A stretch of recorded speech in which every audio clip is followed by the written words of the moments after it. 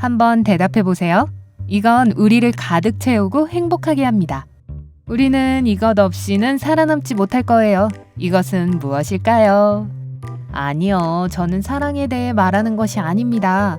박애주의자들이 계시다면 안타깝네요. 바로 음식이에요. 하지만 여러분이 가장 기본적인 음식에 대해 모를 수 있는 흥미로운 사실들이 많습니다. 버섯이 곤충과 관련이 있다고 누가 생각하겠어요? 미쳤죠? 더 이상하지만 사실인 것들이 있어요. 1. 사과는 장미과에 속합니다. 놀랍게도 사과뿐만 아니라 다른 많은 과일들이 장미꽃에 가까운 친척입니다. 이들은 모두 장미과에 속합니다. 배, 자두, 산딸기, 살구 등도 장미과에 속합니다. 2. 아몬드는 견과류가 아닙니다. 여러분은 아몬드를 견과류라고 알고 있지만 엄밀히 말하면 아몬드 나무에서 나오는 딱딱한 껍질의 과일입니다. 이것은 복숭아, 체리, 자두, 그리고 천두복숭아와 같은 과입니다. 그런데 중부 캘리포니아의 많은 농부들은 아몬드를 암만즈라고 발음하기도 한다네요. 3. 음식을 대신할 수 있는 음료가 있습니다. 제조사에 따르면 소이렌트 한 병으로 단백질, 비타민, 미량 영양소에 대한 여러분의 하루 필요량의 최대 20%를 섭취할 수 있다고 해요. 그들은 이 음료가 언젠가는 음식을 대신할 것이라고 믿고 있고 물질과 시간이 끊임없이 부족한 시대에 우리 모두를 구할 것이라고 믿고 있습니다. 영화 소이렌트 그린을 봤다고 해서 이걸 마시면 안 돼요. 4. 커피에 대한 사랑은 여러분의 유전자에 있습니다. 하버드 대학의 과학자들은 카페인 소화력에 연관된 6종류의 유전자를 확인했고 커피가 사람들마다 다르게 영향을 미치는 이유를 알아냈습니다. 이는 바로 유전자 탓입니다. 그래서 커피 한 모금은 누군가는 신선하고 새로운 기분을 느끼게 하는 반면 다른 누군가는 그 효과를 얻기 위해 2~3컵의 에스프레소가 필요한 것입니다. 5. 옥수수는 항상 짝수의 행과 알을 가지고 있습니다. 옥수수의 귀에는 항상 짝수행, 일반적으로 16개와 알, 평균 800개가 들어있습니다. 그리고 동물성 음식에서 불꽃놀이까지 가게에서 팔리는 모든 음식과 물건의 거의 4분의 1은 어떤 형태로든 옥수수를 포함하고 있습니다. 6. 딸기는 진짜 열매가 아니지만 바나나는 열매예요. 정말 헷갈리네요. 바나나, 키위, 가지, 그리고 오이까지도 모두 열매입니다. 딸기, 블랙베리, 산딸기는 그렇지 않습니다. 씨 방이 2개 이상 있는 꽃에서 나온 것들이기 때문에 엄밀히 따지면 복합과입니다. 7. 버섯에는 카이틴이 들어있습니다. 곤충처럼 말이죠. 모든 버섯에는 카이틴이라고 불리는 특별한 생물 고분자 물질이 들어있습니다. 이와 같은 치틴이 곤충의 날개를 굳혀주죠. 그렇기 때문에 버섯을 3분 요리하든 3시간 요리하든 지나치게 익힐 수는 없습니다. 버섯의 맛과 형태는 비교적 변하지 않을 것입니다. 8. 샌드위치는 카드놀이 중에 발명되었습니다. 샌드위치 백작 존 몬타구는 밤낮으로 카드놀이를 하고 있었습니다. 그는 배가 고팠지만 카드를 테이블 위에 내려놓기 싫어서 빵 사이에 끼운 고기를 주문해서 한 손으로 먹을 수 있게 했습니다. 9. 아기 당근은 키울 수 없습니다. 엄밀히 말하면 아무도 할 수 없죠. 아기 당근은 일반 당근의 껍질을 벗기고 잘라서 만드는 것입니다. 이것은 80년대 중반의 발명품입니다. 이전에 그냥 버려졌던 당근을 이용하기 위한 방법이죠. 10. 피스타치오는 불에 탑니다. 높은 지방 함량과 극도로 낮은 수분 함량 때문에 피스타치오는 대량으로 운반될 때 자연적으로 불이 붙을 수 있습니다. 이 견과류들은 산소를 흡수하고 이산화탄소를 배출하기도 합니다. 이것이 또 다른 위험 요소죠. 11. 하와이안 피자는 캐나다에서 발명되었습니다. 파인애플 통조림을 피자에 넣으려는 생각은 1962년 온타리오주 채텀에 사는 그리스 이민자가 떠올린 것입니다.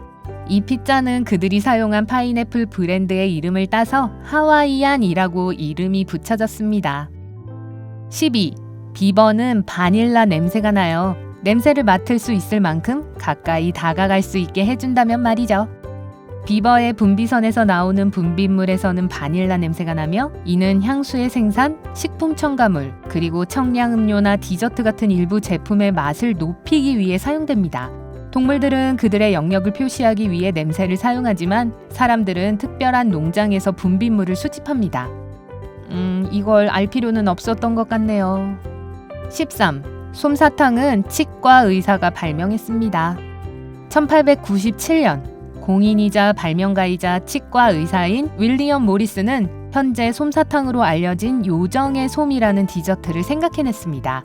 조금 후에 다른 치과 의사가 오늘날 여러분이 알고 있는 것처럼 이 달콤한 간식을 생산하기 위해 기계를 특허로 등록했습니다. 좀 아이러니한 것 같지 않나요? 14. 전 세계 헤이즐넛은 4분의 1이 누텔라를 만드는 데 사용됩니다. 전 세계의 누텔라 애호가들은 많은 누텔라를 소비하고 있습니다. 일부 대학들은 점점 증가하는 수요에 부응하기 위해 이미 실험실에서 헤이즐넛을 재배하려고 노력하고 있습니다. 15. 대황잎을 조심해야 합니다.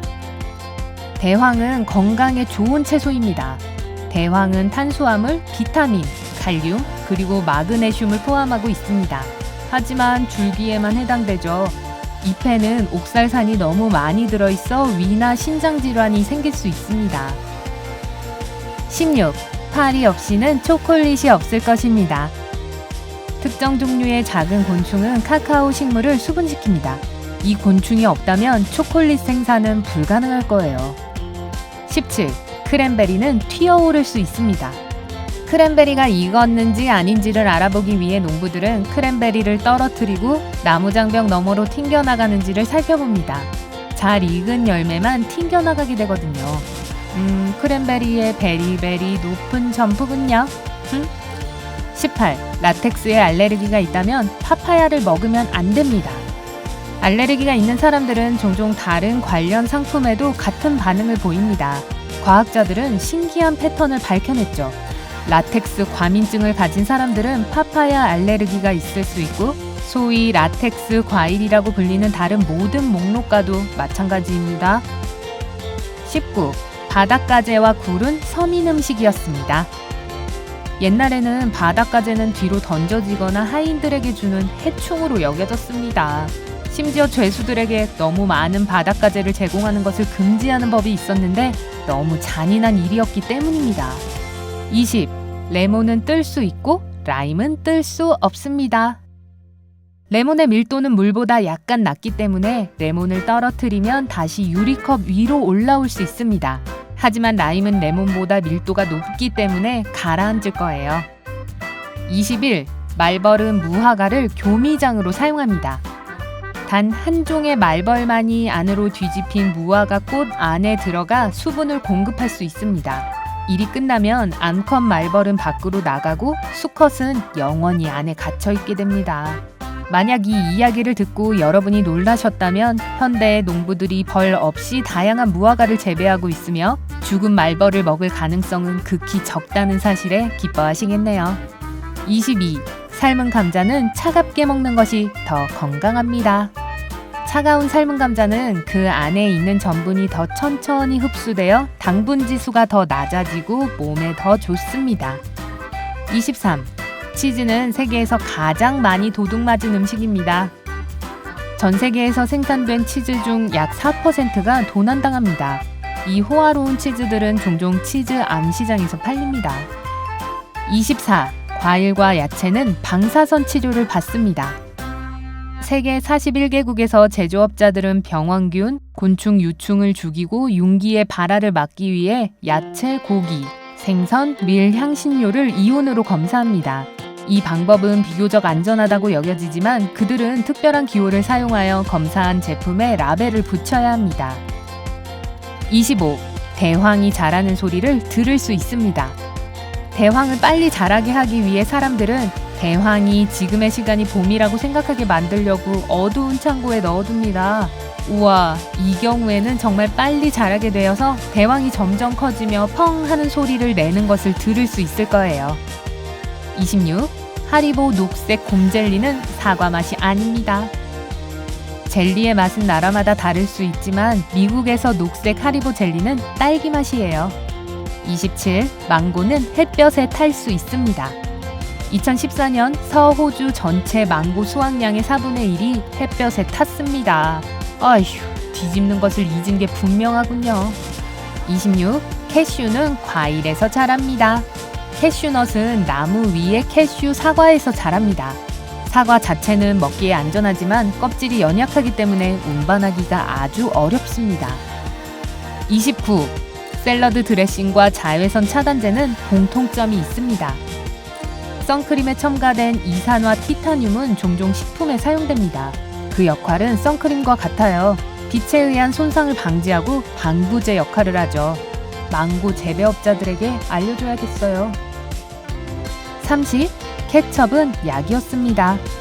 1800년대에 존 쿡 베넷 박사는 케첩이 설사와 소화불량에 대한 보편적인 치료법이라고 발표를 했습니다. 그리고 나서 케첩은 미국 전역에서 약으로 팔렸습니다. 31. 막대사탕을 먹을 때 여러분은 자신의 침만 삼키는 것입니다. 껌과 막대사탕 모두 여러분이 침을 삼킬 때 더 좋은 맛을 주는 역할을 할 뿐입니다. 생각해보면 막대사탕은 결국 설탕과 첨가된 향뿐입니다. 제가 알 필요가 없었던 또 다른 사실이 있었네요. 32. 꿀은 유통기한이 없습니다. 산성과 물이 없기 때문에 꿀은 결코 상할 수 없습니다. 33. 크래커에 작은 구멍이 뚫린 데는 이유가 있습니다. 굽는 동안 공기방울이 모양을 망치지 않도록 이렇게 만들어졌습니다. 34. 참치 통조림에는 수은이 들어있습니다. 해산물에 든 수은은 인간이 일으킨 오염의 결과입니다. 참치 통조림 속의 수은의 양은 꽤 많지만 연어 통조림 연어는 덜 위험한 대안이 될 수 있습니다. 35. 당근은 원래 주황색이 아니었습니다. 1500년대에 네덜란드 농부들이 당근을 오렌지색으로 만들기 전까지 당근은 보라색, 노란색, 그리고 빨간색이었어요. 자, 그럼 여러분, 이 환상적인 음식 중 여러분을 가장 놀라게 한 건 무엇인가요? 아래에 댓글로 알려주세요. 여러분이 오늘 새로운 뭔가를 배우셨다면 영상에 좋아요를 누르고 친구에게 공유해주세요. 저기요, 아직 이산화 티타늄을 망고에 바르러 가시면 안 돼요.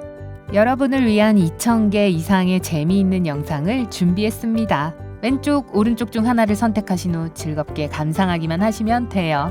삶의 밝은 면과 함께하세요.